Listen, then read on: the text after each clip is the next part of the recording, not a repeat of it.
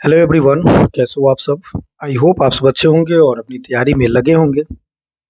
जो हमारा सीरीज चल रहा है उस सीरीज को हम कंटिन्यू करते हैं। और ये जो सीरीज है प्लांट प्रोडक्शन और यूपी में आए हुए वैकेंसी एजीटीए के जितने भी बच्चे तैयारी कर रहे हैं उनके लिए डेडिकेटेड है। तो अगर आप भी प्लांट प्रोटेक्शन और एजीटीए की तैयारी कर रहे हैं तो आपके लिए बहुत ज़रूरी है ये लेक्चर देखना। हालांकि एएफओ का कोई भी कम्पिटिटिव एग्जाम की आप अगर तैयारी करते हैं तो वहाँ पे देखते हैं कि एग्रोनॉमी जो सेगमेंट है यहाँ से ज़्यादा क्वेश्चन पूछे जाते हैं, क्योंकि एग्रोनॉमी एक ब्रॉड सब्जेक्ट सब्जेक्ट है जहाँ से नंबर ऑफ क्वेश्चन ज़्यादा देखे जाते हैं। तो हम पहले एग्रोनॉमी को स्टार्ट कर रहे हैं, जिसमें पहला क्लास और पहला लेक्चर जो बेसिक इंट्रोडक्शन था और थोड़ी बहुत हमने क्लासिफिकेशन के बारे में बात की थी, जिसमें पहला classification on the basis of botanical यानी कि कोटिलिडोन के बेसिस पे था कि कोटिलिडोन के बेसिस पे कितने प्रकार के होते हैं। उसमें हमने आपसे बात की थी कि एक मोनोकोट होते हैं, एक डाइकोट होते हैं। मोनोकोट का मतलब होता है एक कोटिलिडोन्स होता है, डाइकोट का मतलब होता है कि दो कोटिलिडोन्स होता है। जब हम सीड टेक्नोलॉजी पढ़ेंगे तो मोनोकोट क्या होता है, डाइकोट क्या होता है, कैसे बनता है, कैसे फॉर्मेशन होता है, ये तमाम बातें हम सीड टेक्नोलॉजी में पढ़ेंगे। और एक इन्फॉर्मेशन मैं आप सबको दे दूं और फिर अपन क्लास स्टार्ट करेंगे आफ्टर आफ्टर देन। इसके बाद बहुत लोग ऐसे होंगे जिनको विश्वास नहीं होगा कि इस यूट्यूब सीरीज पे या इस क्लासेस पे क्या हम विश्वास कर सकते हैं कि इस क्लासेस से प्लांट पैथोलॉजी एंड यूपी में आए हुए वैकेंसी यूपी एजीटी का वैकेंसी हमारा निकल जाएगा या क्लियर हो जाएगा या फिर एग्जाम के पॉइंट ऑफ व्यू से कवर हो जाएगा। देखो, मैं 100% तो श्योरिटी नहीं दे सकता हूँ, 100% नहीं कह सकता हूँ, लेकिन आप एक बार विश्वास करके चलो मेरे साथ। आपको free of cost 85% more than syllabus मैं कंप्लीट करवा दूंगा। मतलब जितना मेरे द्वारा सिलेबस कंप्लीट करवाया जाएगा, जितना मेरे द्वारा कंटेंट डिलीवर किया जाएगा आपके पास, मैं दावे के साथ कह सकता हूँ कि 85% तक तो कवर कर देंगे। अगर एग्जाम में एग्रोनॉमी से 10 क्वेश्चन आते हैं तो उसमें से मोर देन 8 क्वेश्चन आप मेरे कंटेंट से देखेंगे। हो सकता है कुछ ऐसे क्वेश्चन जो हमसे ना बन पाए या हम वो कंटेंट हमने डिलीवर आपको नहीं किया है, होते हैं कुछ ऐसे कंटेंट होते हैं, लेकिन 85% का मैं गारंटी लेता हूँ कि आपको फ्री ऑफ कॉस्ट करवा दूंगा। बाकी आपके ऊपर है कि आपको विश्वास करना है या नहीं करना है। बाकी आप कंटेंट को देखेंगे, कंटेंट को एनालिसिस करेंगे तो आप पाएंगे कि किस तरह से कंटेंट डिलीवर किया जा रहा है और किस तरह से डिलीवर करने का तरीका है। ये तो हमारे पास फ़ोन है, से फ़ोन पे बनाना पड़ रहा है, नहीं तो अगर व्हाइट बोर्ड होता या फिर स्मार्ट बोर्ड होता तो वहाँ पे आप और ज़्यादा चीज़ें को मतलब समझते कि स्टाइल क्या है। क्योंकि यहाँ पे लिख के पढ़ाना उतना संभव नहीं है, इसलिए मैंने पीपीटी बना के लाई है। हालांकि पीपीटी से भी पढ़ना भी कोई गलत बात नहीं है, लेकिन विदाउट पीपीटी से पढ़ना भी कोई गलत बात नहीं है। फिलहाल हम आते हैं अपने टॉपिक पे और स्टार्ट करते हैं। सबसे पहला हमारा क्लासिफिकेशन था based on the botanical classification, जिसमें कोटिलिडोन के आधार पे हमने दो भागों में बांटा था, एक मोनोकोट एक डाइकोट। तो हमने ये सारा कोटिलिडोन्स बात कर ली थी कि मोनोकोट क्या होता है, डाइकोट क्या होता है। जिसमें एक कोटिलिडोन्स होते हैं वो मोनोकोट होता है, जिसमें दो कोटिलिडोन्स होते हैं वो डाइकोट होता है। मोनोकोट में बात करें तो जितने भी ग्रेमिनेसी फैमिलीज होते हैं, ग्रासेस फैमिलीज होते हैं, जितने भी पोएसी फैमिलीज होते हैं, दे आर बिलोंग मोनोकोट या फिर मोनोकोटिलिडोन। ठीक है। अगर हम बात करें मोनोकोटिलिडोन, एक तो ग्रासेस फैमिली, ग्रेमिनेसी फैमिली जिसको हम पोएसी के नाम से जानते हैं, एक फैमिली तो ये हुआ। दूसरा फैमिली याद रखेंगे लिलिएसी फैमिली। तो लिलिएसी फैमिली भी बिलोंग करता है किससे, मतलब मोनोकोट से, मतलब वो भी मोनोकोट होता है, लेकिन लिलिएसी में लीक को छोड़कर सिर्फ ऑनियन और गार्लिक हमारा होता है। डाइकोट इन सब को छोड़कर बाकी जितने भी फैमिलीज आते हैं, जैसे कि ऑल पल्सेस हो गए, वाइल्ड क्रॉप हो गया, फोडर क्रॉप हो गया, उसके साथ साथ कॉटन हो गया जैसे मेलवेसी फैमिली का, उसके बाद लिनियसी फैमिली जैसे लिनसीड हो गया। ये सारा फैमिली आपको कोटिलिडोन से बिलोंग करते हैं।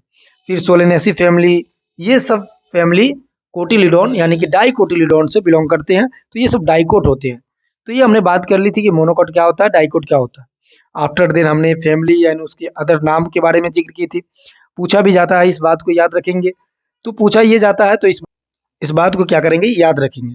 जैसे इसमें अगर इम्पोर्टेंस की बात करें तो सबसे पहले ग्रेमिनेसी, जिसे पोएसी फैमिली ग्रासेस फैमिली से भी मतलब जानते हैं नाम से। लेग्यूमिनेसी की बात करें तो फेबिएसी फैमिली के नाम से जानते हैं। ब्रैकिस ब्रासी एसी फैमिली की बात करें तो क्रिसी फैमिली के नाम से जानते हैं। सबसे जो प्लांट फैमिली में सबसे बड़ा प्लांट फैमिली है वो एस्टरेसी फैमिली है, और इस एस्टरेसी फैमिली को हम कंपोजिटिव फैमिली या फिर डेसी फैमिली के नाम से जानते हैं। हमने बताया कि डिश की तरह ये होता है, इसलिए हम इसे डेसी फैमिली के नाम से जानते हैं। ये तमाम फैमिली आपके पास पता आपके पास है, इसको आप क्या कीजिएगा, नोट्स बना लीजिएगा। ग्रुप से भी जुड़ जाइएगा, क्योंकि वहाँ पे डेली बेसिस पे क्विज होती है, तो वो क्लासेस करेंगे। आज हमारा जो टॉपिक स्टार्ट हो रहा है, वो टॉपिक स्टार्ट होगा classification on the basis of economical importance. Economical importance का मतलब है कि उसके इकोनॉमिकल आर्थिक महत्व क्या है। आर्थिक महत्व क्या है, इसका मतलब है कि जो क्रॉप आप लगा रहे हो उससे आपको क्या बेनिफिट मिल रहा है, इकोनॉमिक्स क्या मिल रहा है, पैसे किस पार्ट से आपको मिलेंगे। पैसा इन द सेंस कि जरूरी नहीं है उसे सेल ही करेंगे, लेकिन हमें कौन सा पार्ट इकोनॉमिकल पार्ट है इसका, इस बेसिस के आधार पे हमने क्लासिफाई किया था। पहला classification on the basis of mono on the basis of cotyledon, दूसरा classification on the basis of economical importance, जिसमें सबसे पहला आता है सीरियल्स। आप जानते हैं कि फील्ड क्रॉप का सबसे मेन जो क्रॉप है वो सीरियल्स है। और सीरियल्स में हम याद रखते हैं कौन कौन सी क्रॉप, एक तो वीट याद रखते हैं, एक मेज याद रखते हैं, एक राइस याद रखते हैं, एक बार्ली याद रखते हैं। अगर वर्ल्ड लेवल पे कंज्यूमिंग की बात करें तो वीट एंड राइस खाते हैं, लेकिन इंडिया लेवल पे बात करें तो राइस और वीट खाते हैं। फिर पर्टिकुलर अलग अलग स्टेट का अलग अलग अपना कंज्यूमर रेशियो है, या फिर हम कह सकते हैं हैबिटेट है। क्लियर है। तो ये सीरियल्स क्रॉप होते हैं। अब सीरियल्स क्रॉप के बारे में थोड़ी सी, कि ये जो सीरियल शब्द है ये रोमन शब्द से लिया गया है। किस शब्द से लिया गया है, रोमन शब्द से लिया गया है, जिसका मतलब होता है गॉडनेस ऑफ ग्रेन्स, यानी कि अनाजों का देवी। सीरियल्स को हम क्या कहते हैं, अनाजों का देवी कहते हैं। इसके इकोनॉमिकल पार्ट्स की बात करते हैं तो स्टार्च ग्रेन, यानी कि इससे स्टार्च हमें मिलता है। क्या मिलता है, स्टार्च मिलता है। तो इसका इकोनॉमिकल पॉइंट और इकोनॉमिकल पर्पस क्या हुआ, या इकोनॉमिकल इंपोर्टेंस क्या हुआ, तो स्टार्च हुआ। क्लियर है पहला, ये बात क्लियर है। स्टार्च ग्रेन्स हमें यहाँ से मिलता है। सीरियल्स में बात करें तो वीट आएगा, राइस आएगा, मेज आएगा, और उसके साथ साथ बार्ले आएगा। मेज यहाँ पे हम डील करते हैं, तो मेज को हम क्या कहते हैं, क्वीन ऑफ सीरियल्स कहते हैं, जबकि वीट को हम किंग ऑफ सीरियल्स के नाम से जानते हैं। मेज के बारे में याद रखेंगे कि यूएस का बैकबोन भी है। इंडिया में सबसे ज़्यादा जो यूज होता है वो राइस होता है, फिर हम वीट खाते हैं। लेकिन पर्टिकुलर स्टेट की बात करें, जैसे कि राजस्थान हो गया, तो राजस्थान में ज़्यादा कंजप्शन वीट को किया जाता है। पंजाब हो गया तो ज़्यादा कंजप्शन वीट को किया जाता है। उधर अगर हम चलते उत्तर प्रदेश बिहार में, तो वहाँ पे ज़्यादा कंजप्शन राइस का किया जाता है। इस बात को याद रख लेंगे, ठीक है। तो सीरियल्स में हमें क्या मिलता है, स्टार्च मिलता है। इसका इंपॉर्टेंट पार्ट यही है। अब इस सीरियल्स की बात करते हैं तो एडिबल पार्ट तो हमारा स्टार्च है। दूसरा अगर हम बात करें तो इससे हमें विटामिन भी मिलता है, कुछ पार्ट में इसेंशियल एंटीऑक्सीडेंट भी मिल जाता है। अब इसके बाद लार्जर जो ग्रेन होता है वो यूज होते हैं। एक तो राइस होता है इंडिया में, जिसे हम स्टेबल फूड ऑफ इंडिया के नाम से जानते हैं। लेकिन वर्ल्ड में स्टेबल फूड पूछे तो वीट होगा, मेज होगा, बार्ले होगा, एक ओट भी होता है, इसको भी कंसिडर करेंगे। जितने भी सीरियल्स होते हैं उसमें 20 से 30% जो रिक्वायरमेंट होती है मिनरल्स होते हैं, जैसे कि सेलेनियम होते हैं, कैल्शियम होते हैं, जिंक होते हैं, कॉपर होते हैं। ये सारा न्यूट्रिएंट कंटेंट इसमें पाया जाता है। तो ये सीरियल्स की प्रॉपर्टीज हुआ। याद रखेंगे सीरियल्स रोमन शब्द से लिया गया। सीरियल्स का मतलब होता है गॉडनेस ऑफ ग्रेन्स, यानी कि अनाजों का देवी।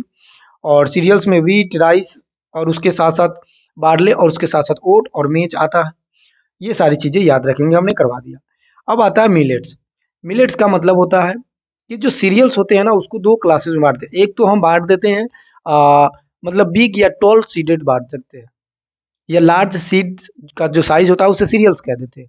लेकिन उसी सीरियल्स का दूसरा टाइप्स होता है जो छोटे अनाज होते हैं, उसको हम मिलेट्स कह देते हैं।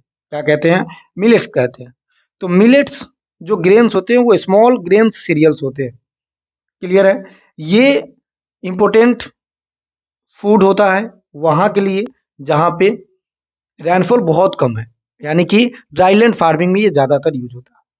ये एनुअल ग्रासेस होता है, ये ग्रुप ऑफ सीरियल्स है। बट एक चीज़ याद रखेंगे, इम्पोर्टेंट है, प्रोडक्टिविटी इसका बहुत ज़्यादा होता है। इकोनॉमिकल इम्पोर्टेंस थोड़ा सा लेस हो जाता है। वहीं अगर बात करें स्टेबल फूड, तो ये स्टेबल फूड वैसे कंट्री के लिए है जो पुअर कंट्रीज है, जिनके पास फैसिलिटीज़ नहीं है, जिनके पास इरिगेशन नहीं है, जिनके पास इरिगेशन फैसिलिटी नहीं है, जिनके पास रेनफॉल नहीं है। ये सारी चीज़ें जिस कंट्री में नहीं है, तो उस पुअर कंट्री के लिए हम याद रखते हैं कि मिलेट्स यूज किया जाता है। इंडिया में मिलेट्स की बात करें तो स्टेबल फूड इन राजस्थान को, मतलब मिलेट्स को हम स्टेबल फूड ऑफ राजस्थान के नाम से जानते हैं। राजस्थान के स्टेबल फूड है मिलेट्स, इस बात को याद रखें। अब मिलेट्स में भी अलग अलग क्लासेस है। क्या है, अलग अलग क्लासेस है। जैसे इसके क्लासेस की बात करें, जैसे आपको मैं बताऊँ यहाँ पे, जैसे मैं यहाँ पे थोड़ी सी आपको बताता हूँ क्लासेस के बारे में। तो सीरियल्स में एक तो लार्ज ग्रेन्स होते हैं, एक स्मॉल ग्रेन्स साइज होते हैं, मतलब स्मॉल साइज ग्रेन्स होते हैं। लार्ज जैसे कि जो जितने भी सीरियल्स होते हैं वो लार्ज ग्रेन होते हैं, जैसे व्हीट हो गया, मेज हो गया, बार्ले हो गया, राइस हो गया, उसके साथ साथ ओट हो गया, ये सब क्या हो गया, लार्ज साइज का हो गया। स्मॉल साइज की बात करते हैं तो ऑल मिलेट्स, इस मिलेट्स का भी अलग अलग क्लासीफाई है। एक तो स्मॉल मिलेट्स है, एक हमारे पास कह सकते हैं कि कोर मिलेट है या फिर लार्ज मिलेट है मिलेट के अंदर। लेकिन सीरियल्स के अंदर लार्ज क्या होगा, तो जितना व्हीट है, मेज है, बार्ले है, ओट है, राइस है, ये सब लार्ज स्केल पे होगा, मतलब लार्ज साइज होगा इसका, स्केल नहीं कह सकते, लार्ज साइज कह सकते हैं सीड का। अब मिलेट्स भी फर्दर दो भागों में होते हैं on the basis of size, मतलब आकार के आधार पे, उसके आकार के आधार पे हम इसे दो भागों में बांट देते हैं, एक तो माइनर, एक बांट देते हैं मेजर। माइनर की बात करते हैं तो याद रखेंगे कि माइनर कौन होगा और मेजर कौन होगा, क्लियर है, ये बहुत जरूरी है। मेजर पहले देखते हैं, चूंकि मेजर पूछा जाता है। सोरगम जिसे हम ज्वार कहते हैं, ग्रेट मिलेट्स के नाम से जानते हैं, और किंग ऑफ जो कोर सीरियल होता है उसे हम मतलब सोरगम को ही हम कहते हैं, इसे हम चोलम के नाम से भी जानते हैं। यानी कि सोरगम जिसे ज्वार के नाम से जानते हैं, ग्रेट मिलेट्स के नाम से जानते हैं, और चोलम के नाम से जानते हैं। बोटनिकल नेम क्या होता है, तो बोटनिकल नेम सोरगम बाइकलर होता है। बाजरा की बात करते हैं जिसे हम पर मिलेट के नाम से जानते हैं, तो पेनिसेटम ग्लाइकम होता है। वही फिंगर मिलेट की बात करते हैं तो यूरिसाइन कोरोकोना होता कोरोकेना होता है। क्या होगा, यूरिसाइन कोरोकोना होगा, जिसे हम रागी के नाम से भी जानते हैं। तो सोरगम जिसे हम ग्रेट मिलेट्स, ज्वार चोलम के नाम से जानते हैं पहला। दूसरा बाजरा जिसे पर मिलेट के नाम से जानते हैं। फिंगर मिलेट जिसे हम रागी के नाम से जानते हैं। तो ये मेजर मिलेट के अंदर आता है। तीनों का बोटनिकल नेम जरूर याद रखिएगा। पहला सोरगम का बोटनिकल नेम सोरगम बाइकलर है। बाजरा का बोटनिकल नेम जिसे हम पर मिलेट कहते हैं उसका बोटनिकल नेम क्या है, पेनिसेटम ग्लाइकम है। और फिंगर मिलेट जिसे हम रागी कहते हैं उसका बोटनिकल नेम बात करें तो यूरिसिन या यूरिसाइन कैरोकोना है। माइनर मिलेट्स में आते हैं। माइनर मिलेट्स का मतलब है कि ऐसे मिलेट जो ज्यादा प्रचलित में नहीं है, जिसे हम ग्रो नहीं करते। याद रखिएगा इस बात को, ठीक है। चलिए अब माइनर मिलेट्स की बात करते हैं, तो जो मिलेट्स है बोटनिकल नेम भी देखेंगे। पहला फॉक्सटेल मिलेट, दूसरा बैर्नयार्ड मिलेट, और तीसरा कोडो मिलेट के नाम से जानते हैं। फॉक्सटेल मिलेट की बात करें तो सिटारिया इंडिका, इटालिका, तो ये इटालिका जो बोटनिकल नेम है ये फॉक्सटेल मिलेट का है। बैर्नयार्ड की अगर हम बात करें तो इरिनोकोला इरिनोकोला स्कुलेंटा ई इकिनोकोला स्कुलेंटम इकिनोकोला स्कुलेंटम। उसके बाद कोडो मिलेट की बात करते हैं तो पासपलम सैक्रोबी बाइकुलेटम पासपलम सैक्रोबाइकुलेटम, ये सब क्या हो जाता है, कोडो मिलेट हो जाता है। तो फॉक्सटेल मिलेट, बनियाड मिलेट, कोडो मिलेट, ये तीनों माइनर मिलेट है।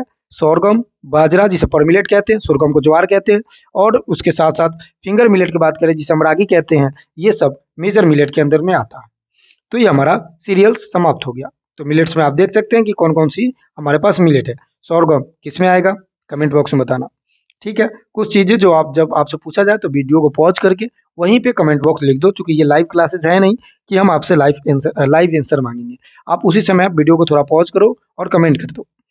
उसके बाद इस सीरियल्स में भी हमारे पास एक सूडो मिलेट्स के नाम से जानते हैं, सूडो मिलेट्स होते हैं, जैसे कि अमरंथस जिसे हम रामदाना, या फिर हम क्या कहते हैं इसको, राजगिरी कहते हैं। वहीं पे जो हमारे पास बकवीट है जिसे हम कुटू कहते हैं, तो ये कुटू भी क्या हो जाएगा, हमारा सूडो मिलेट्स हो जाएगा।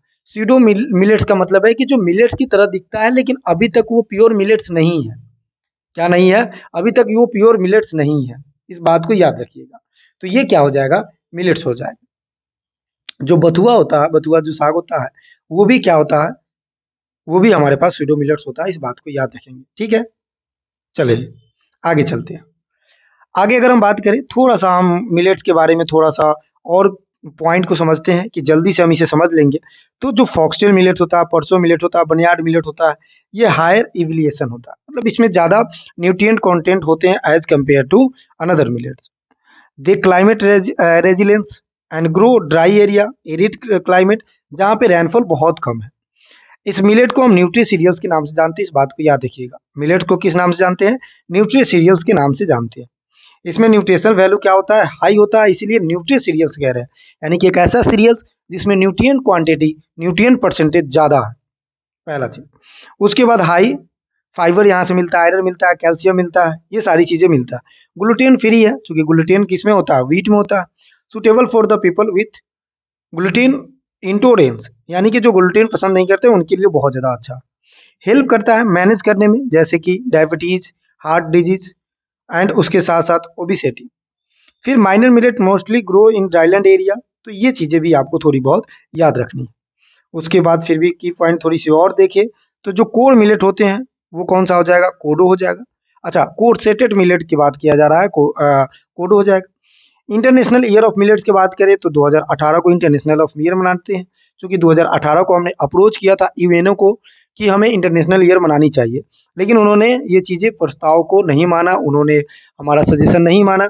तो फिर हम भी रुकने वाले नहीं हैं, तो इंडिया ने क्या किया, national year of millet celebrate कर लिया। तो 2018 को हम, मतलब 2018 को नेशनल ईयर ऑफ मिलेट के नाम से जानते हैं।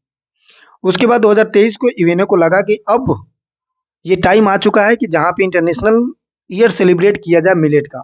तो 2023 में इंटरनेशनल ईयर ऑफ मिलेट, लेकिन 2018 की बात करें तो नेशनल ईयर ऑफ मिलेट के नाम से जानते हैं, इस बात को याद रखेंगे।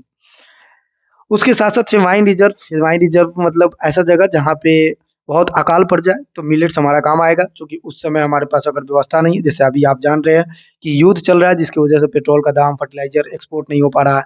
उसी तरह से कुछ ऐसा कंडीशन हो जाए जहाँ पे कह सकते हैं, हालांकि ये चीज़ें ना हो तो ही सही है, लेकिन हम पढ़ते हैं फेमाइन रिजर्व के नाम से। उसके बाद किंग ऑफ मिलेट्स की बात करें तो सोरगम है, कोर्स मिलेट्स भी आते हैं, किंग ऑफ कोर्स मिलेट भी पूछे तो सोरगम के बारे में याद करके मतलब लगा के आना।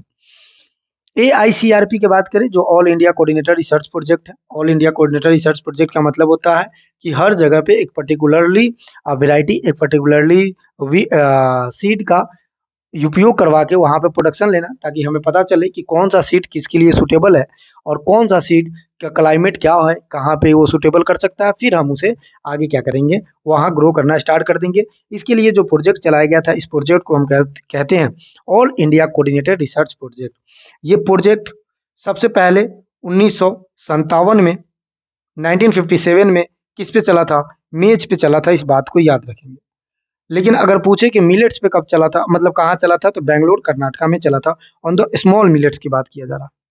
वहीं अगर हम बात करें, वही हम किसका बात करें, ICR, Indian institute of millet, Indian institute of millet research, ये कहाँ पे है, हैदराबाद में। हैदराबाद में तो ये है ही है जो आईसीआर के अंदर में आता है, जिसे हम IIMR के नाम से जानते हैं, Indian institute of millet research. Hyderabad में दो ऑर्गेनाइजेशन है, जिस ऑर्गेनाइजेशन का नाम आप याद रखिएगा, एक तो इक्रीसेट है, कौन सी है, इक्रीसेट, इक्रीसेट, दूसरा इक्रीसेट, एक है हमारे पास क्रीडा। तो क्रीडा 1985 में इस्टेब्लिशमेंट होता है जो हैदराबाद में है, इक्रीसेट 1972 जो हैदराबाद में है। इक्रीसेट इंटरनेशनल हमारे पास ऑर्गेनाइजेशन है, तो इस बात को भी थोड़ी बहुत आप क्या करिएगा, याद रखिएगा। अब आते हैं पल्सेस की तरफ। पहला सीरियल्स हो गया, मिलेट्स हो गया, अब आते हैं पल्सेस की तरफ। आपको पता है कि कल हमने बेसिक चीज़ें बताई थी, तो उसमें हमने बताया कि जो बेसिक हमारा नीड है वो कार्बोहाइड्रेट है, वो हमारे पास प्रोटीन है, वो हमारे पास फैट है। तो फैट तो चलो वाइल्ड सीड्स क्रॉप से मिलेगा, कार्बोहाइड्रेट तो चलो ठीक है सीरियल से मिलेगा, जितने भी सीरियल्स होते हैं उससे मिलेगा। लेकिन पल्सेस से क्या मिलेगा, तो जितने भी प्रोटीन होते हैं, मतलब प्रोटीन अगर हमें गेन करना है तो पल्सेस खाना पड़ेगा। और प्रोटीन क्या करता है, तो मसल्स को फॉर्मेशन करता है, मसल्स बनाता है। तो मसल्स फॉर्मेशन के लिए, मसल्स बनाने के लिए से बॉडी किसे कहते हैं, जैसे जिम में लोग जाते हैं तो उनको प्रोटीन दिया जाता है कि प्रोटीन खाओ आपकी मसल्स डेवलप होंगे। तो मसल्स डेवलप करने के लिए प्रोटीन मत खाओ, पल्सेस खाया करो, क्योंकि पल्सेस मेन सोर्स प्रोटीन का। अब ऐसा नहीं है कि पल्सेस कार्बोहाइड्रेट नहीं देगा, पल्सेस फैट नहीं देगा, लेकिन जो मेन सोर्स है ना पल्सेस का, वो प्रोटीन का सोर्स है, कि यहाँ से हमें प्रोटीन मिलता है। क्लियर है, चलिए। तो प्रोटीन जो रिच होता है, प्रोटीन के लिए रिच होता है, उसे हम पल्सेस कहते हैं। और पल्सेस में एक कोड कहा जाता है, याद रखिएगा कि all pulses are legumes but और लेग्यूम्स आर नॉट पल्सेस। मतलब जितने भी पल्सेस होते हैं वो लेग्यूम्स में होते हैं, क्योंकि लेग्यूमिनेसी फैमिली के अंदर में आते हैं। लेकिन जितने भी लेग्यूम्स होते हैं जरूरी नहीं है कि वो पल्सेस है, क्योंकि पल्सेस का मतलब होता है कि वो सीड जो ड्राई होने के बाद यूज कर रहे हैं, जो हार्वेस्ट होने के बाद यूज कर रहे हैं। लेकिन लेकिन लेग्यूम्स का मतलब है कि वो सीड जो हम उसे प्रारंभिक अवस्था में भी यूज कर सकते हैं। जैसे मटर है, मटर हमारा क्या है, लेग्यूम्स क्रॉप है, तो मटर को हम पल्सेस नहीं कह सकते, क्योंकि मटर को हम जब उसका इनिशियल स्टेज होता है उसी समय खा लेते हैं। जब आप फील्ड में जाते हैं, कोई मटर लगता है, जिसे हम बिहार में तो उसे छिमी कहते हैं, पता ना आपके यहाँ क्या कहते होंगे, तो उसे तोड़कर हम क्या करते हैं, खा लेते हैं। तो वो इनिशियल स्टेज में हम खा रहे हैं, लेकिन इसका हार्वेस्ट के बाद ड्राई सीड होगा, उस समय खाएंगे। इसलिए ऑल पल्सेस तो लेग्यूम्स है, लेकिन all legumes are not pulses. Clear है, इस बात को याद रखिएगा। सभी दालें जो होते हैं वो फलीदार फसल होते हैं, लेकिन सभी फलीदार फसलें दालें नहीं होती। अब इसके अंदर में पल्सेस में जैसे कि चिकपी आ जाता है, पिजन पी आ जाता है, लेंटिल आ जाता है, मूंग आ जाता है, उड़द आ जाता है, फ्रेंच बीन आ जाता है, क्लस्टर बीन आ जाता है, लेथाइडस जिसे खेसारी के नाम से जानते हैं, वो वाली खेसारी नहीं जो डांस करते हैं, मतलब गाना गाते हैं, जो सिंगर है हमारे, वो खेसारी जो लेथाइडस के नाम से जाना जाता है, मौथ बीन्स और उसके साथ साथ बीन्स, ये सब क्या होते हैं, पल्सेस होते हैं। तो पल्सेस के बारे में याद रखेंगे कि पल्सेस क्या होता है। क्लियर है, आई होप आपको ये चीजें पता हो गया। पल्सेस के बारे में और बात करें तो पल्सेस भी होते हैं जितने वो फेबिएसी फैमिली से आते हैं। किस स्कूल से आते हैं, फेबिएसी फैमिली से आते हैं। इसका हम यूज करते हैं लीफ, स्टेम एंड इसके साथ साथ पॉट, मतलब ये इंक्लूडेड होते हैं। उसके बाद पल्सेस का एडिबल जो फॉर्म है, ये लेगुमिनियस प्लांट यानी कि लेग्यूम प्लांट है। पल्सेस जिसमें बीन्स, लैटिन, पी, एग्जाम्पल के लिए बात करें तो पी जो है हमारे पास पॉड इज लेग्यूम, जो पॉड है लेग्यूम है, बट पी जो inside the pod seed is pulses. Clear है, तो इस बात को थोड़ा सा याद रखिएगा कि जितने भी पल्सेस है वो तो लेग्यूम हो सकते हैं, लेकिन सारा लेग्यूम्स पल्सेस नहीं हो सकता। अब पल्सेस यहाँ पे हमने जिक्र किया है, तो थोड़ी सी वो पल्सेस देख लेते हैं जो एग्जाम पॉइंट ऑफ व्यू से इंपॉर्टेंट है और उसकी बोटनिकल नेम बहुत ज़्यादा पूछे जाते हैं। जैसे चिकपी, चिकपी को हम क्या कहते हैं, ग्राम कहते हैं। बोटनिकल नेम की बात करते हैं तो साइसर एरिस्टिनम इसके बोटनिकल नेम होते हैं। अदर नेम की बात करते हैं कि इसको किस नाम से और जाना जाता है, तो पहला तो इसका दूसरा नाम चना है, इसको ग्राम के नाम से जानते हैं, और इसको बंगाल ग्राम के नाम से जानते हैं। देखो चिकपी का कितना नाम हो गया, पहला चिकपी, दूसरा चना, तीसरा ग्राम, और चौथा बंगाल ग्राम। कौन सा ग्राम, बंगाल ग्राम। अब चना दो प्रकार के होते हैं, एक तो देसी चना होते हैं, एक होता है काबुली चना। बात करेंगे उस पे, जब अपन क्रॉप प्रोडक्शन पढ़ेंगे तो काबुली चना क्या होता है, क्या फीचर्स होता है, देसी चना में क्या अंतर होता है। लेकिन फिलहाल हम पल्सेस देख रहे हैं, तो थोड़ी बहुत पल्सेस क्रॉप के बोटनिकल क्लासिफिकेशन, बोटनिकल नेम के बारे में बात कर रहे हैं एंड उसके अदर्स नाम के बारे में बात कर रहे हैं। जैसे चिकपी साइचर एरिस्टिनम, बंगाल ग्राम के नाम से जानते हैं, ग्राम के नाम से जानते हैं, चना के नाम से जानते हैं, और चिकपी के नाम से जानते हैं। पिजन पी की अगर बात करते हैं तो इसे हम तूर के नाम से जानते हैं, अरहर के नाम से जानते हैं, रेड ग्राम के नाम से जानते हैं। बोटनिकल नेम की बात करते हैं तो काजनस काजन इसका बोटनिकल नेम हो जाता है। वहीं बात करें हम ग्रीन ग्राम के बारे में, तो ग्रीन ग्राम को हम विग्ना रेडियाटा कहते हैं, ग्रीन ग्राम को विग्ना रेडियाटा कहते हैं, और इसको हम लोकल लैंग्वेज या फिर अदर लैंग्वेज में मूंग दाल के नाम से जानते हैं। किस नाम से जानते हैं जी, मूंग दाल के नाम से जानते हैं। वहीं फिर हमारे पास ब्लैक ग्राम है, जिसको बिगना मूंगो के नाम से जानते हैं। अब देखना दोनों ना आपको याद हो जाएगा। जैसे यहाँ ब्लैक ग्राम है, जिसको उड़द दाल कहते हैं, मूंग दाल है, तो इसके अंदर मूंग लगा होगा ब्लैक ग्राम के अंदर, तो दोनों को अपोजिट कर देंगे। जब भी ग्रीन ग्राम आए, जैसे मूंग कहते हैं, तो समझेंगे कि मूंग जिसके लास्ट में मूंग नहीं लगा होगा। ठीक है, तो विग्ना मूंगो ब्लैक ग्राम का नाम है, लेकिन विग्ना रेडियाटा मूंग दाल का नाम है, जिसे मूंग दाल, जिसे ग्रीन ग्राम के नाम से जानते हैं, बोटनिकल नेम इसका विग्ना रेडियाटा होता है। ब्लैक ग्राम की बात करें तो विग्ना मूंगो होता है। इसके अगर अदर नेम की बात करते हैं, उड़द दाल होते हैं। फिर हम बात करते हैं लेंटिन के बारे में। लेंटिन को हम मसूर दाल के नाम से जानते हैं। किस दाल के नाम से जानते हैं, मसूर दाल के नाम से जानते हैं। इसके बोटनिकल नेम की बात करते हैं तो लेंस क्यूलिनर्स हो जाता है, इसमें मूंग दाल आ जाता है, मतलब मसूर दाल इसे बोलते हैं। फिर काउपी, काउपी को हम लोबिया बोलते हैं, ब्लैक आईपी बोलते हैं। उसके साथ साथ इसके बोटनिकल नेम की बात करें तो विग्ना इंगुकुलाटा हो जाता है इसके बोटनिकल नेम। फील्ड पी की बात करते हो, पीजियम सटाइवम होता है, एस्टिवम कह सकते हैं। तो पीजियम एस्टिवम इसका फील्ड पी के नाम है, जिसे हम फील्ड पी, और एक गार्डन पी होता है। तो ये फील्ड में लगने वाला पी है, मटर, जिसे हम पीजियम एस्टिवम कहते हैं, पीजियम एस्टिवम कहते हैं। इसका जो नाम होता है अदर नेम, उसे हम मटर के नाम से बुलाते हैं। तो ये सारे पल्सेस है, इसको याद रखिए। अच्छा, लेग्यूम्स और पल्सेस में यहाँ पे अंतर डिस्क्राइब किया गया है कि जो लेग्यूम्स होते हैं ये व्यापक सभी प्रकार के फली होते हैं, लेकिन पल्सेस जो होते हैं उसमें जो पॉड होता है वो ड्राई होता है, और ड्राई के बाद ही यूज कर पाते हैं हम। जैसे चना, चना आप कभी भी ग्रीन अवस्था में यूज नहीं कर सकते। ठीक है, इस बात को याद रखेंगे।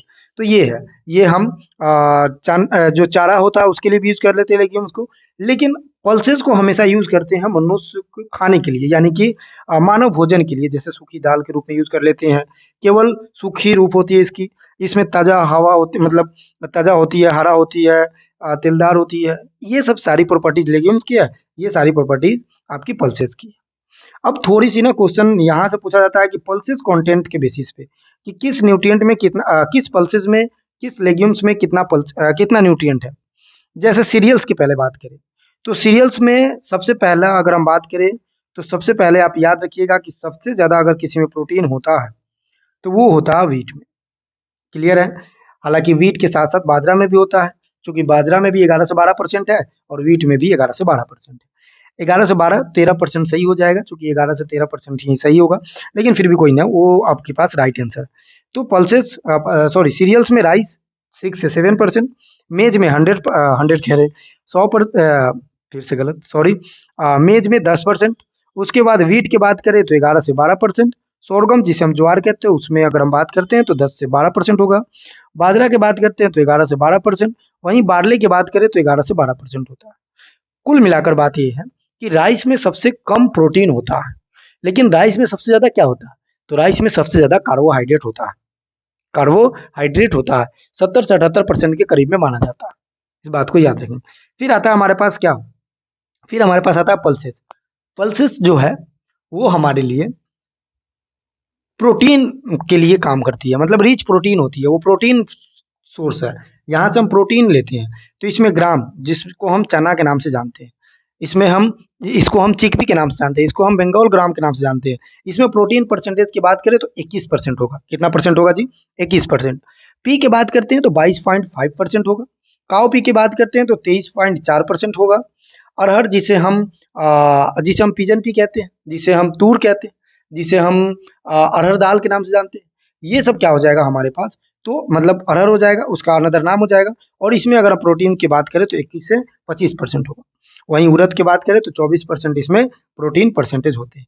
मूंग दाल और लेंटिल की बात करते हैं तो 25% होता है। सबसे ज़्यादा अगर आपसे पूछे कि सबसे ज़्यादा प्रोटीन किस में होता है, तो लेंटिल में होता है। ठीक है, किस में होगा? लेंटिल में होगा, इस बात को याद रखें।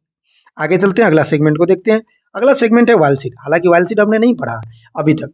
वाइल सीड का मतलब होता है कि वाइल सीड जो होगा ना, उसको हम एज अ फैट के सोर्स से यूज करेंगे। मतलब हमें अगर फैट गेन करना है, फैट बनानी है, तो हमें वाइल ज़्यादा से ज़्यादा, इसीलिए कभी कभी आप सुनते हैं घर वाले हमें बताते हैं कि बाहर की चीज़ें नहीं खानी चाहिए, वायली चीज़ नहीं खानी चाहिए, क्योंकि वाइल जो होता है, मतलब जो तेलानी चीज़ होती है, वो हमें फैट बढ़ाता है। क्या बढ़ाता है? फैट बढ़ाता है। और ये सीरियल्स हमें कार्बोहाइड्रेट बढ़ाता है। कार्बोहाइड्रेट स्टार्च के रूप में प्रेजेंट होता है। पल्सेस हमें प्रोटीन प्रोवाइड कराता है, वाइल सीड हमें फैट प्रोवाइड कराता है। ये बेसिक चीज़ें हैं, जो बेसिक इंसान का नीड है। अगर एडवांस लेवल पे देखेंगे तो माइनर चीज़ें जैसे विटामिन हो गया, मिनरल्स हो गया, तो ये हम गार्डन क्रॉप से पूरा करते हैं। ये सब हम किससे पूरा कर रहे हैं? सीरियल्स क्रॉप से पूरा कर रहे हैं। तो सोरगम, जिसमें प्रोटीन परसेंटेज की बात करें 18 से 20%। अगर हम बात करते हैं ग्राउंडनट, जिसमें 26%। लिन सीड की बात करते हैं तो 36%। अगर हम बात करें सोयाबीन को तो 42%।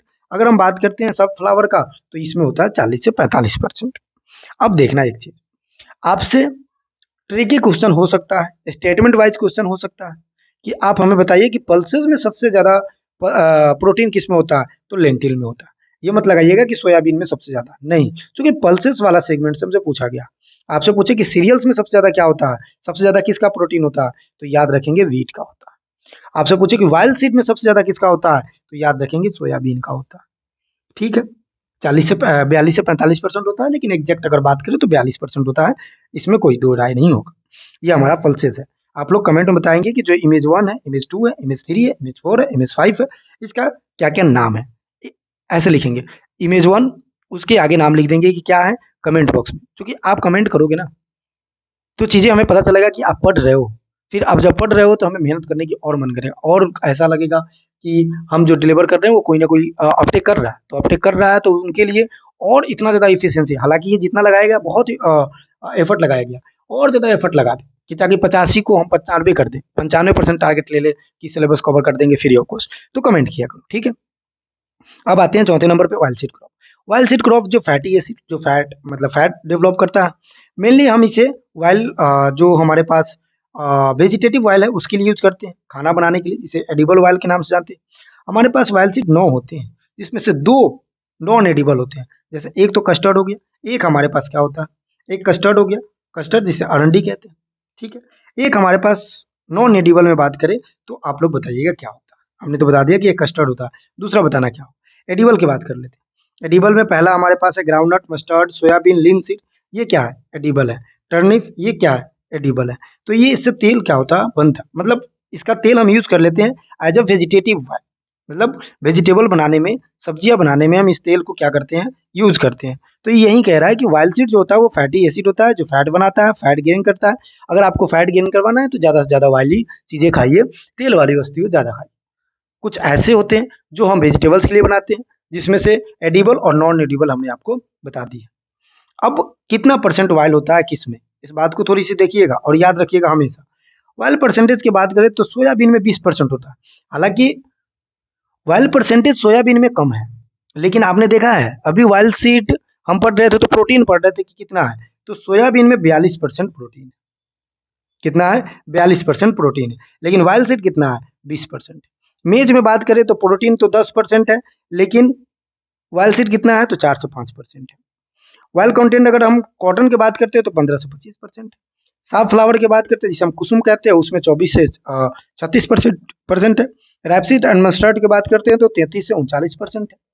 नाइजर की बात करते हैं तो 35 से 45% है। नीम सीड की बात करते हैं तो 45 से 50% है। डेट मीन्स ये जितने भी क्रॉप है उसमें क्या क्या वाइल्ड सीड है ये याद रखिएगा। सबसे कम मेज में है, सबसे कम किस में है, मेज में है। इसमें प्रोटीन कितना है मेज का, 10%। सोयाबीन में सबसे ज़्यादा प्रोटीन होता है, लेकिन यहाँ पे ऑयल कंटेंट बहुत कम है, कितना है, 20% है। तो इस चीज़ को हम क्या करेंगे, याद रखेंगे, इस चीज़ को क्या करेंगे, याद रखेंगे। अब हमारे पास कौन कौन सी ऑयल सीड है इसको देखना। पहला तो है मस्टर्ड, दूसरा हमारे पास ग्राउंडनट, तीसरा हमारे पास सोयाबीन, चौथा सनफ्लावर, पांचवा सीसम, और हमारे पास लिनसीड जहाँ पे हम उसे फ्लैक्स के नाम से जानते हैं, और सीसम को हम तिल के नाम से जानते हैं। उसके बाद अगर हम बात करें कस्टर्ड, उसके बाद साफ्लावर, नाइजर सीड। मस्टर्ड की बात करते हैं तो ब्रासिका जूसिया, इसका बोटनिकल नेम हो जाता है। अदर नेम की बात करें तो इंडियन मस्टर्ड, राई और सरसों के नाम से जानते हैं। ग्राउंडनट की बात करें तो एराचिस एराचिस हाइपोजियल हो जाएगा। और इसके अनदर नेम की बात करें तो पीनट और मूंगफली के नाम से जानते हैं। सोयाबीन, ग्लाइसिन मैक्स, सोयाबीन के नाम से जानते हैं। साफ फ्लावर की बात करें तो हेलियंथस एनानस, सनफ्लावर हेलियंथस एनानस, जिसे हम सूरजमुखी के नाम से जानते हैं। शीशम जिसे तिल के नाम से जानते हैं, जिंजरली वाइल के नाम से जानते हैं। और याद रखिएगा कि जो हमारे पास शीशम होता है वो क्वीन ऑफ वाइल्ड सीड होता है। क्या होता है, क्वीन ऑफ वाइल्ड सीड होता है। तो किंग ऑफ वाइल्ड सीड क्या होता है, तो किंग ऑफ वाइल्ड सीड होता है ग्राउंडनट।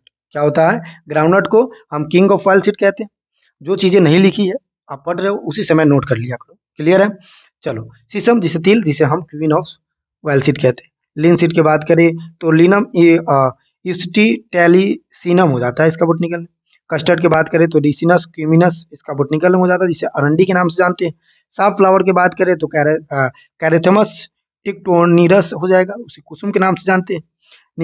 नाइजर सीड के नाम से अगर हम बात करें बोटनिकल नेम के, तो हमारे पास क्या हो जाएगा, जियोजोटिया एबिसियनिका हो जाएगा। ये इसे हम ठेठ भाषा में या लोकल लैंग्वेज में या अदर नेम में रामटिल कह देते हैं। तो ये सारी प्रोसेस आपको याद होनी चाहिए। तो अभी तक हमने 3 क्लासिफिकेशन देखा, on the basis of on the basis of on the basis of cotyledons. दूसरा, on the basis of economical importance. उसके अंदर हमने क्या पढ़ा, सीरियल्स को पढ़ा, मिलेट्स को पढ़ा, पल्सेस को पढ़ा, वाइल्ड सीड क्रॉप को पढ़ा, और उसके साथ साथ सूडो मिलेट्स के बारे में भी हमने पढ़ा था। चौथा क्लासिफिक 5वें क्लासिफिकेशन की बात करें, देखो नंबरिंग कभी कभी इधर उधर हो जाएगा तो इस पर ध्यान नहीं देना, नंबरिंग से क्वेश्चन थोड़ी आता है। बस हम एक सीक्वेंस वाई में चल रहे हैं, चौथा हो या पांचवा। फाइबर का मतलब होता है कि हम कल्टीवेशन करते हैं उसको फाइबर के लिए। फाइबर मतलब रेशे के लिए, रेशे मतलब उससे हमें कुछ क्लोथिंग बनाना है, कुछ चीजें बनानी है। तो वैसे में फाइबर हमारे पास 3 प्रकार के होते हैं। एक तो फाइबर आप उसके सीड से मतलब ऑब्टेन कर रहे हो। एक फाइबर उसके स्टेम एंड ब्लास्ट से कर रहे हो। एक फाइबर जो लीफी फाइबर, जहाँ से लीफ से हम लेते हैं। अब सीड जो टाइप्स के कॉटन, मतलब सीड जो टाइप के हमारे पास फाइबर होते हैं, वो हमारा होता है कॉटन। मतलब कॉटन एक ऐसा फाइबर क्रॉप है जिसको हम कहाँ से ऑब्टेन करते हैं, तो उसके सीड से ऑब्टेन करते हैं। जब हम वेरियस टाइप ऑफ क्रॉप पढ़ाएंगे तो वहाँ पे पढ़ाएंगे कि डी टेस्लिंग के नाम का चीज़ होता है, गिनिंग के नाम का कोई चीज़ होता है। तो ये सारी चीज़ें आपको वहाँ पे क्लियर हो जाएगा कि क्या होता है सीड से हम कैसे कॉटन को निकालते हैं। तो याद रखेंगे कि सीड टाइप तो कॉटन को बोला जाता है। कॉटन को हम किंग ऑफ पल्सेस के किंग ऑफ फाइबर के नाम से भी जानते हैं। फिर अगर हम बात करें स्टेम और जिसे हम बास्ट फाइबर के नाम से जानते हैं, वो है जूट, मेस्टा, सनहेम। सनहेम को हम ग्रीन मैन्योर भी यूज कर लेते हैं, तो ये डुअल पर्पस यूज होता है। सनहेम को किस में यूज करते हैं? ग्रीन मैन्योर यूज कर लेते हैं। तो याद रखिएगा स्टेम से मतलब उसके जो स्टेम से फाइबर निकलते हैं जिसे हम बास्ट फाइबर के नाम से जानते हैं, ये जूट है और मेस्टा है और सनहेम है। और सनहेम को हम अदर यूज कर लेते हैं किसके लिए? ग्रीन मैन्योर के लिए। अब आता है हमारे पास लीफी फाइबर। लीफी फाइबर मतलब जहाँ से हम लीफ से उसे निकालते हैं, जैसे एगेव जिसे हम सीसल के नाम से जानते हैं, एगेव जिसे हम सीसल के नाम से जानते हैं। उसके बाद अगर हम बात करते हैं तो हमारे पास क्या हो जाएगा? हमारे पास पाइनएप्पल हो जाएगा। अच्छा, स्टेम फाइबर में ना एक और चीज लिख लीजिएगा, जो हमारा बांस होता है जिसे हम बैम्बू कहते हैं, ये भी स्टेम फाइबर ही होता है, यहाँ से भी फाइबर निकाला जाता है। तो लीफी फाइबर में पाइनएप्पल और एगेव जिसे हम सीसल के नाम से जानते हैं। तो ये फाइबर के बेसिस पे क्लासिफिकेशन रहा। ठीक है। अच्छा, इसके अभी हम लोग classification on the basis of economical importance के बारे में बात कर रहे हैं, जिसमें हमने सीरियल्स देख लिया, मिलेट्स देख लिया, पल्सेस देख लिया, वाइल्ड सीड देख लिया। अब हम मतलब अब हमने देख लिया फाइबर क्रॉप। अब आगे चलते हैं, फाइबर क्रॉप के आगे की बात करें। किसके आगे? फाइबर क्रॉप के आगे की बात करते हैं तो हमारे पास जैसे यहाँ पे इसके सारणी बना दिया गया है कि फाइबर क्रॉप कौन किससे फैमिली से बिलोंग करता है। क्योंकि यहाँ हम पढ़ रहे हैं फाइबर क्रॉप, तो उसके फैमिली और उसके बोटनिकल नेम आनी चाहिए। कॉटन की बात करते हैं तो गॉसिपियम स्पीसीज, क्योंकि कॉटन बहुत स्पीसीज होते हैं। एक तो वर्ल्ड कॉटन कहते हैं, एक न्यू वर्ल्ड कॉटन कहते हैं। तो वो कॉटन जब पढ़ेंगे तो वहाँ पे आपको क्लासिफिकेशन बता देंगे, मालवेसी फैमिली से बिलोंग करता है। वहीं हम बात करते हैं जूट, तो जूट की अगर हम बात करें तो याद रखिएगा जूट के बोटनिकल नेम क्या हो जाता है? तो कोरकोरस स्पीसीज हो जाता है, टिलियसी फैमिली से बिलोंग करता है। फ्लैक्स की बात करें तो लिनम यूसिटेटिसिनम हो जाएगा और लिनियसी फैमिली से बिलोंग करेगा। सनेम की बात करते हैं तो सनेम का बोटनिकल नेम हमारा क्या हो जाएगा? क्रोटेलेरिया जूसिया हो जाएगा। अच्छा, कॉटन सीड फाइबर है, जूट स्टेम या ब्लास्ट फाइबर है, फ्लैक्स जिसे हम लिनसीड कहते हैं ये भी वास्ट फाइबर है, सनेम ये भी वास्ट फाइबर है। सनेम एज ए यूज मैन्योर भी कर सकते हैं, ग्रीन मैन्योर। क्लियर है? बाकी एगेव, पाइनएप्पल ये सब लीफ फाइबर के नाम से मतलब लीफ फाइबर होते हैं। अब हमारे पास आते हैं फोरेज क्रॉप। देखो, एक फोरेज क्रॉप होता है, एक फोडर क्रॉप होता है, दोनों में क्या अंतर है सर जी? फोरेज का मतलब होता है कि आप किसी भी एनिमल्स को, लाइव स्टॉक को जो आप खाना दे रहे हो, जो आप उसे चारा दे रहे हो, उसे किसी दूसरे रूप में बदल कर नहीं दे रहे हो। जैसे मान लो प्लांट लगी हुई है, आपने बरसीम काटा और बरसीम खिला दिया आपने, मेज के पत्तियां लेके आए और पत्ती को डायरेक्ट आपने खिला दिया, उसको कुट्टी मतलब छोटे छोटे पीस में नहीं बांटा, उसको आपने कोई दूसरा रूप नहीं दिया, वो हमारा हो जाएगा क्या? फोरेज हो जाएगा। फोडर का मतलब होता है कि कोई भी क्रॉप हो, कोई भी हमारे पास फसल हो, उसको एक नया रूप देकर, एक नए तरीके से बदल कर यूज करना। जैसे मान लेते हैं कि हमने मेज को काट के लाया, मेज की लीफ को काट के लाया, फिर उसके लीफ को हम क्या करेंगे? ग्रीन लीफ को छोटे छोटे भागों में काटेंगे, जिसे हम साइलेज के नाम से जानते हैं। तो उसे साइलेज बनाकर जो हम दे रहे हैं ना, वो फोडर हो गया। फोरेज का मतलब होता है कि एज इट इज, जिस तरह आप फील्ड में लगा हुआ उसी तरह लाके आपने डायरेक्ट किसको दे दिया? एनिमल्स को दे दिया। तो फोरेज का इकोनॉमिकल इंपोर्टेंस क्या हो जाएगा? इकोनॉमिकल इंपोर्टेंस ये हो जाएगा कि इसका यूज कर लेंगे किसके फीड के लिए? एनिमल्स फीड के लिए, यानी कि पशुओं के चारे के लिए हम क्या यूज करेंगे? फोरेज क्रॉप यूज करेंगे। अब फोरेज क्रॉप में भी एक तो ग्रासेस फोडर है, एक लेग्यूम। अच्छा, फोडर और फोरेज तो हमने समझा दिया, अगर फोडर लिखा है तो नो डाउट क्लियर, मतलब ज़्यादा कंफ्यूज मत होइएगा। फोरेज का मतलब होगा कि जो किसी दूसरे रूप में बिना चेंज किए हुए डायरेक्ट हमने जिस तरह फील्ड में लगा हुआ था, फील्ड से काट के लाए और हमने एनिमल्स को खिला दिया, वो फोरेज क्रॉप कहलाता है। फोरेज का ही पार्ट होता है फोडर क्रॉप। फोडर का मतलब होता है उस फोरेज को हमने एक अलग रूप दे दिया, उसको हमने क्या कह दिया? फोडर क्रॉप कह दिया। जैसे हम साइलेज पढ़ेंगे आगे, जैसे हम हे पढ़ेंगे, हाइलेज पढ़ेंगे, ये सब पार्ट ऑफ फोरेज है। अब जैसे एक ग्रासेस जो फोडर होता है उसमें कार्बोहाइड्रेट ज़्यादा होता है, जैसे कि नेपियर ग्रासेस हो गया, सोरगम ग्रासेस हो गया, मेज हो गया, ये सब ग्रासेस फोडर क्रॉप आते हैं, मतलब ग्रासेस फोडर में आते हैं। लेकिन उसके बात करें जो नाइट्रोजन फिक्सेशन करता है, जिसमें प्रोटीन ज़्यादा होगा, जैसे कि लूसर्न आ गया, जिसे रिजिका कहते हैं, अल्फा अल्फा के नाम से जानते हैं। याद रखिएगा लूसर्न का 3 नाम, एक अल्फा अल्फा, रिजिका एंड उसके साथ साथ लूसर्न। बरसीम, बरसीम का याद रखिएगा कि बरसीम को हम क्या कहते हैं? बरसीम को हम किंग ऑफ फोल्डर क्रॉप कहते हैं, लुसन को क्वीन ऑफ फोल्डर क्रॉप कहते हैं, क्लस्टर बीन, ये सब होते हैं लेग्यूम्स फोल्डर, फोल्डर फोल्डर नहीं फोल्डर। तो ये फोल्डर और फोरेज आपको क्लियर हो गया।